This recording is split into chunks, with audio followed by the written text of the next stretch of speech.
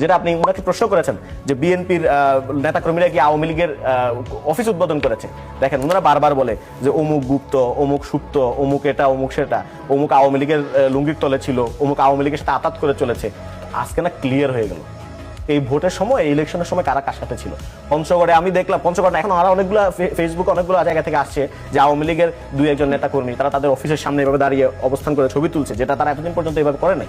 আপনি একটা কার্যক্রম নিষিদ্ধ, আইন অনুযায়ী তো সেটা কার্যক্রম নিষিদ্ধ, আইন অনুযায়ী যে সংগঠনের কার্যক্রম নিষিদ্ধ আপনি কি সেই সংগঠনের তালা ওপেন করতে পারেন? এবং উনি বলছেন, উনি কিন্তু অস্বীকার করেছেন, উনি বলছেন যে এটা হয়তো ছাত্রদল নিজের অফিস করার জন্য, বিএনপি নিজের অফিস করার জন্য এটা করেছেন। নো, আপনি ভিডিওটা দেখেন, এখন আমি প্লে করতে পারবো। সেখানে তার পাশের জন যিনি অফিসটা উদ্বোধন করেছেন, একজন বিএনপির উপজেলা সভাপতি বা সামথিং, তার পাশের জন বলতেছেন যে উনাকে আমরা ধন্যবাদ জানাই, উনার মাধ্যমে আওয়ামী লীগের এই অফিসটা উদ্বোধন করা হলো। তো তাহলে এখন এই যে কারা কাদের সাথে ছিল গত 15 বছরে, হ্যাঁ এইটা না শুধুমাত্র ওই জামাতকে ঘায়েল করার জন্য বলা ঠিক না। আপনাদের মধ্যে এরকম অনেকগুলো এলিমেন্টস আছে যেগুলো দিয়ে আমরা বলতে পারি যে আপনারা কারো কারোর সাথে আদত করেছিলেন।